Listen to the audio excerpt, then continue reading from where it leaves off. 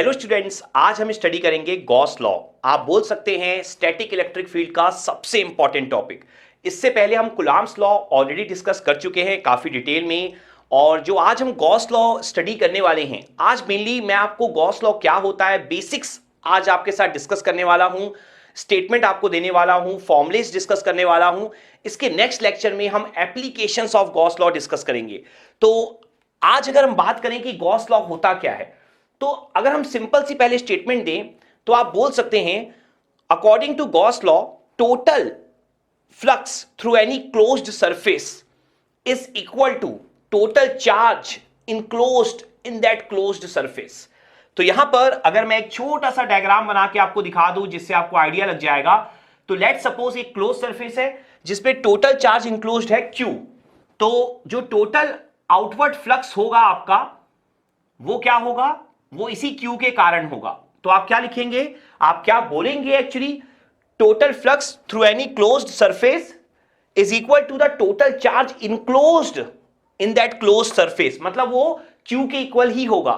तो यहां पर अगर हम इसे फॉर्मूले के फॉर्म में रिप्रेजेंट करें तो देखिए आप इसे इस तरीके से शो कर सकते हैं, total flux is equal to D dot D S, जहां पर आपकी एस जो है वो बेसिकली सरफेस को शो कर रही है, और ध्यान रखिएगा सरफेस यहां पर क्लोज्ड है आपकी, ठीक है। तो यहां पर फ्लक्स की डेफिनेशन हमने प्रीवियस लेक्चर में भी स्टडी करी थी, लेकिन वहां पर मैंने आपको ओपन सरफेस का एग्जांपल लेकर सिखाया था। यहां पर ध्यान रखिएगा गॉस लॉ के अकॉर्डिंग आपकी सरफेस क्या होनी चाहिए, क्लोज्ड। अगर सरफेस क्लोज नहीं है तो वो गॉस लॉ ही नहीं है, ये पॉइंट आप अच्छे से ध्यान में रखिएगा। तो total flux through any close surface, तो आपका ये फ्लक्स का फॉर्मूला हो गया डी डॉट डी एस। आप जानते हैं डी क्या होता है, इलेक्ट्रिक फ्लक्स डेंसिटी, और डी की यूनिट क्या होती है आपकी, डी की यूनिट होती है कूलाम पर मीटर स्क्वायर, और डीएस की यूनिट क्या होती है आपकी, metre square.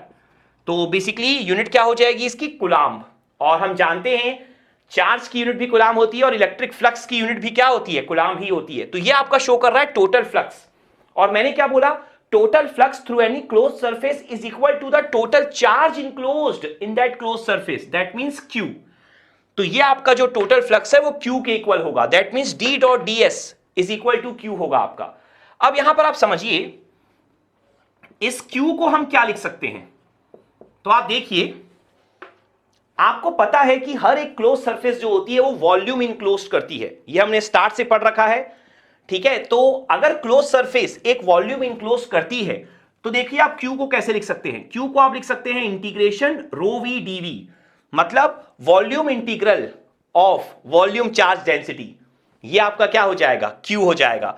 Volume charge density की यूनिट क्या होती है हमारी, कूलाम पर मीटर क्यूब, और वॉल्यूम की यूनिट क्या होती है, मीटर क्यूब। तो मीटर क्यूब कैंसल, और पूरी की पूरी यूनिट हमारी क्या आ जाएगी, कूलाम आ जाएगी। देखिए यूनिट कैंसिल करके भी ना कभी कभी आपके क्वेश्चन बन जाते हैं एग्जाम में, तो यूनिट्स आपको ना सबकी पता होनी चाहिए। तो ये आपका होता है Gauss law in integral form. तो यहां पर आपने इंटीग्रल फॉर्म में गॉस लॉ अचीव कर लिया है। इसको आप इस तरीके से भी शो कर सकते हो, या ये भी आपका इंटीग्रल फॉर्म में ही गॉस लॉ है। क्लियर है अच्छे से। रो वी क्या होता है आपका, वॉल्यूम चार्ज डेंसिटी। वॉल्यूम हमने क्यों कंसीडर किया, क्योंकि क्लोज सरफेस हमेशा वॉल्यूम इनक्लोज करता है। पॉइंट क्लियर हो गया। तो Q को हमने इस तरीके से रिप्रेजेंट कर लिया। अब आप देखो ये जो आपने इंटीग्रल फॉर्म में गॉस लॉ को रिप्रेजेंट किया है, उसके बाद अब सेम आप गॉस लॉ को यहां पर रिप्रेजेंट करोगे पॉइंट फॉर्म में। तो पॉइंट फॉर्म में कैसे रिप्रेजेंट करते हैं, आप ध्यान से देखो। अगर यहां पर मैं डाइवर्जेंस थ्योरम यूज करूं तो आप देखो क्या हो जाएगा। डाइवर्जेंस थ्योरम हमारा क्या था, हम लोगों ने ऑलरेडी बहुत डिटेल में डिस्कस कर रखा है। ये आपका होता है close integral A dot D S is equal to del dot A D V. ये हमारा क्या होता था, डाइवर्जेंस थ्योरम।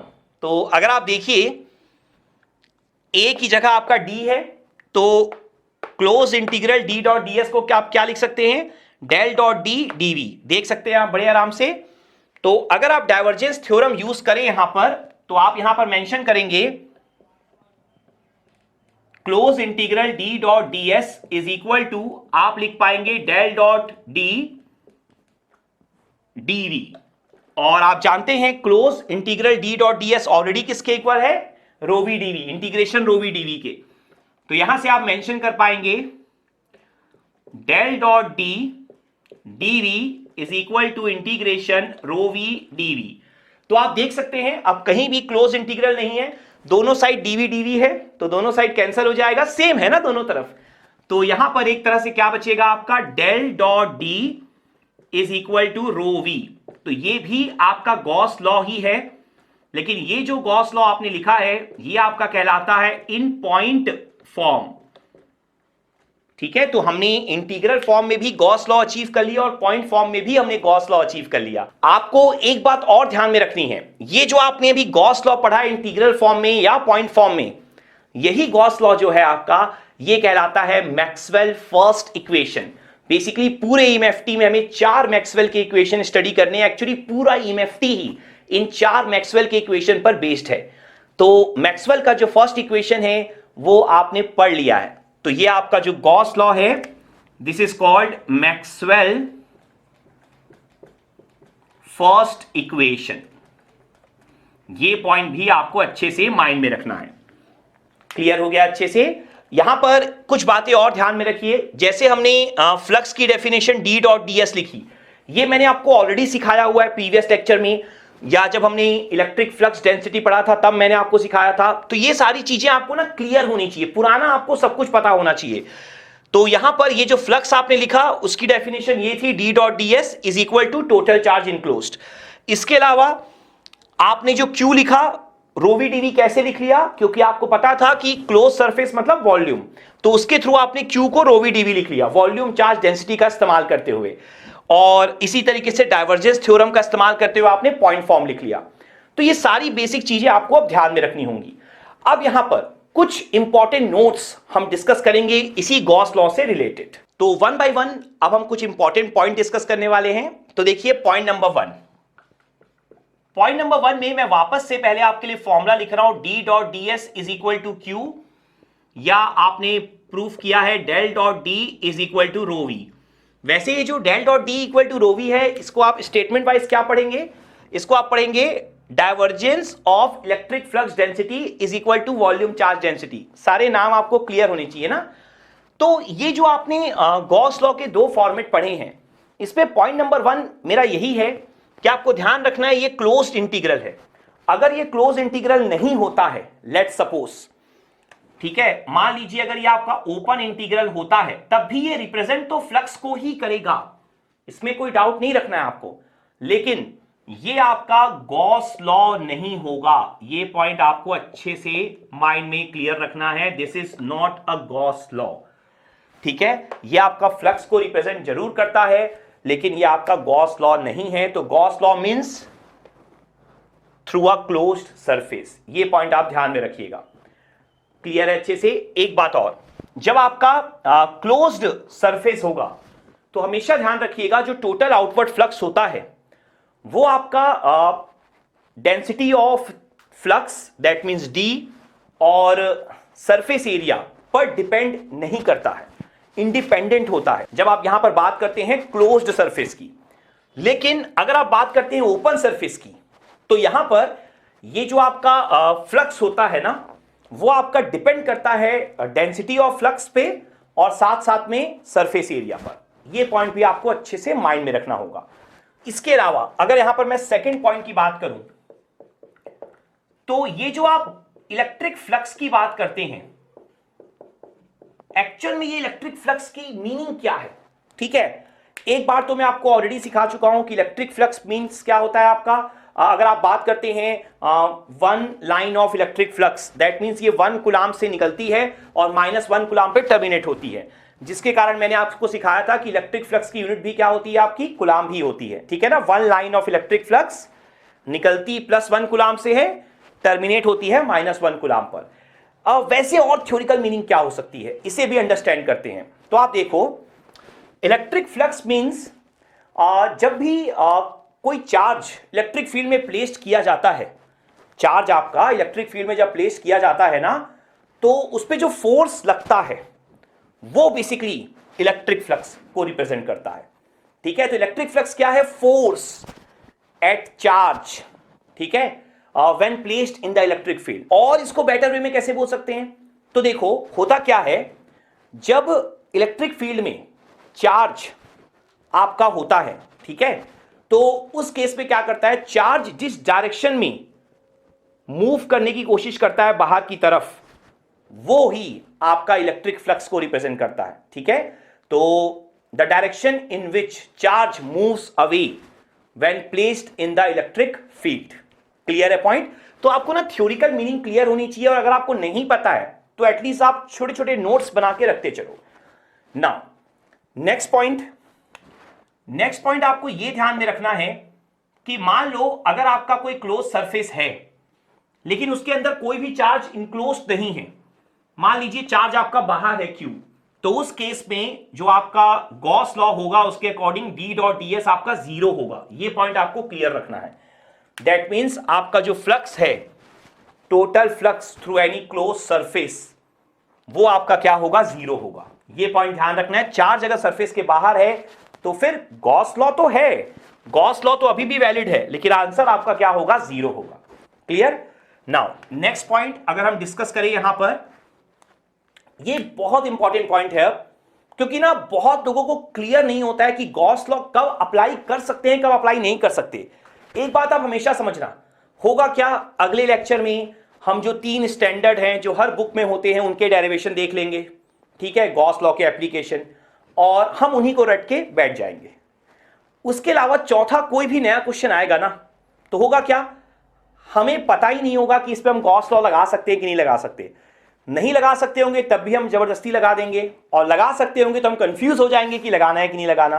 तो आपको क्लियरिटी होनी चाहिए स्टार्ट से ही। तो आप समझो, गॉस लॉ जो है बेसिकली जब आप बात करते हो ना सिमेट्रिकल चार्ज डिस्ट्रीब्यूशन की, तो सिमेट्रिकल चार्ज डिस्ट्रीब्यूशन के केस में गॉस लॉ सबसे बेस्ट वे होता है। आप ऐसा बोल सकते हो कि गॉस लॉ सबसे इजी वे प्रोवाइड करता है जिससे कि आप electric field intensity that means E या D निकाल सको, ठीक है। तो आपको यह पॉइंट ध्यान रखना है कि सिमेट्रिकल चार्ज डिस्ट्रीब्यूशन, इस केस में अगर आपको इलेक्ट्रिक फील्ड की वैल्यू निकालनी है या इलेक्ट्रिक फ्लक्स डेंसिटी D की वैल्यू निकालनी है, तो गॉस लॉ से बेस्ट और कुछ नहीं है।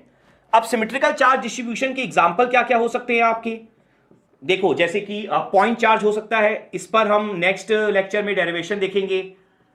इसके अलावा आपका इन्फिनाइट लाइन चार्ज हो सकता है, ठीक है, तो ये भी हम देखेंगे। तो point charge, infinite line charge, इसके अलावा और भी है, शीट चार्ज है।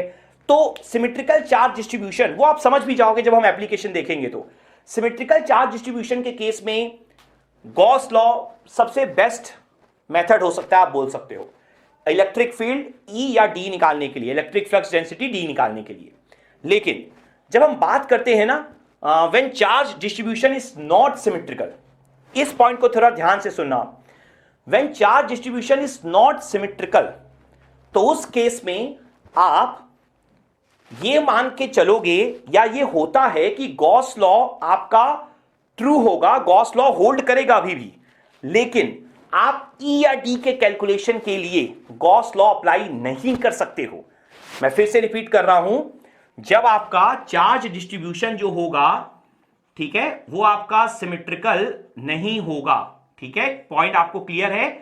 चार्ज डिस्ट्रीब्यूशन जब सिमेट्रिकल नहीं होगा तब भी गॉस लॉ आपका होल्ड करेगा। इस पॉइंट को आपको अच्छे से माइंड में रखना है कि गॉस लॉ होल्ड तो करेगा। मतलब एग्जाम में हो सकता है थ्योरी क्वेश्चन आ जाए, तो आपको यह क्लियर होना चाहिए गॉस लॉ होल्ड तो करेगा, लेकिन आप इलेक्ट्रिक फील्ड E या इलेक्ट्रिक फ्लक्स डेंसिटी D के कैलकुलेशन के लिए गॉस लॉ यूज नहीं कर सकते हो। उस केस में फिर आपको इसका अल्टरनेटिव यूज करना होता है, जो कि आपका होता है कूलॉम्स लॉ। ये पॉइंट आपको बहुत अच्छे से क्लियर होना चाहिए, ठीक है। मैं फिर से ये पूरी 4th स्टेटमेंट को रिपीट कर रहा हूं, आप समझना अच्छे से। अभी आपको लग रहा होगा कि मैं बहुत लंबा खींच रहा हूं, लेकिन ये पॉइंट ही है जो आगे आने वाले डिफिकल्ट क्वेश्चन में आपकी हेल्प करेगा। सिमेट्रिकल चार्ज डिस्ट्रीब्यूशन होगा तो आप गॉस लॉ यूज करो, सबसे बेस्ट है। उस केस में कूलॉम्स लॉ भी यूज किया जा सकता था, एक बात याद रखना, लेकिन कूलॉम्स लॉ से चीजें बहुत डिफिकल्ट हो जाती हैं। गॉस लॉ से आप देखोगे 2-2, 3-3 लाइन में आपके आंसर आ जाएंगे, इतना आसान है। Point charge, infinite line charge, sheet charge के लिए कैलकुलेशन इलेक्ट्रिक फील्ड ई या डी का। लेकिन जब आप बात करते हो, जब आपका चार्ज डिस्ट्रीब्यूशन सिमेट्रिकल नहीं है, तो उस केस में गॉस लॉ होल्ड करेगा, ट्रू है, लेकिन आप गॉस लॉ अप्लाई नहीं कर सकते हो फॉर इलेक्ट्रिक फील्ड ई और इलेक्ट्रिक फ्लक्स डेंसिटी डी के कैलकुलेशन के लिए। तो उस केस पे फिर आपको यूज करना होता है कूलॉम्स लॉ। पॉइंट क्लियर हो गया? तो ये आपके कुछ बहुत ही इंपॉर्टेंट पॉइंट थे गॉस लॉ से रिलेटेड। आई होप ये सारे पॉइंट्स आपको अच्छे से क्लियर हो गए होंगे। अब नेक्स्ट लेक्चर में हम स्टडी करेंगे एप्लीकेशन ऑफ गॉस लॉ।